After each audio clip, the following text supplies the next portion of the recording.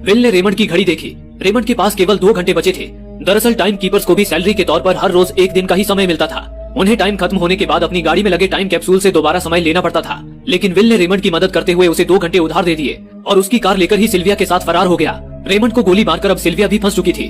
हालांकि विल ने सिल्विया से कहा कि वो अभी इन सबसे निकल सकती है, लेकिन ग्रीनिच में सिल्विया की जिंदगी पिंजरे में कैद पंछी की तरह थी।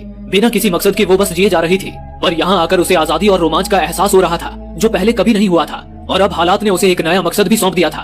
अब वो भी गरीबों को उनका हक दिलाने में विल के साथ थी। बस फिर क्या था, विल और सिल्विया ने मिलकर अमीरों को लूटना शुरू कर दिया। उन्होंने सिल्विया के ही पिता फिलिप के कई सारे बैंकों में डाका डाला, क्योंकि फिलिप ने गरीबों की मौत से ही वो सारा समय इकट्ठा किया था।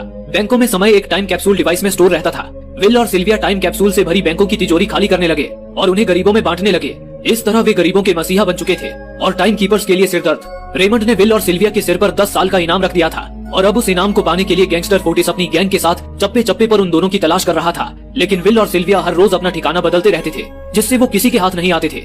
हाल ही में वो दोनों एक होटल में छुपे हुए थे। उनके पास इतना समय था कि उन्होंने पूरे होटल को ही बुक कर लिया था। फिर उस रात फोर्टिस उसी इलाके में विल और सिल्विया की तलाश कर रहा था। इसी दौरान उसने आसपास के कुछ लोगों को बंदूक के बल पर इकट्ठा किया और उनसे विल और सिल्विया का पता पूछा। हालांकि उन लोगों पर विल और सिल्विया के इतने एहसान थे कि वे मरने को तैयार थे, पर विल और सिल्विया का पता बताने को राजी नहीं थे।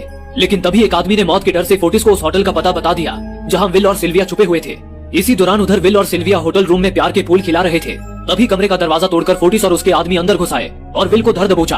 अब विल और सिल्विया का उनसे बच पाना नामुमकिन था, लेकिन इतनी मुश्किल से हाथ आए विल को फोर्टिस आसानी से खत्म नहीं करना चाहता था। फोर्टिस ने विल को एक टेबल पर बिठा दिया और उसे टाइम फाइट के लिए चैलेंज किया। हालांकि विल जानता था कि वो हारे या जीते, फोर्टिस के आदमी उसे मार ही डालेंगे, लेकिन विल ने चैलेंज एक्सेप्ट किया। फोर्टिस और विल ने एक दूसरे की कलाई पकड़ ली और इसी के साथ मौत का खेल शुरू हुआ। फोर्टिस माहिर खिलाड़ी था। उसने शुरुआत में ही विल का हाथ नीचे कर दिया, जिससे विल का समय फोर्टिस में ट्रांसफर होने लगा। फोर्टिस अपनी बाजुओं का पूरा जोर लगा रहा था, पर विल कोई दम ही नहीं दिखा रहा था। लग रहा था वो जानबूझकर हार रहा हो। विल के पास अब केवल कुछ ही सेकंड्स बचे थे।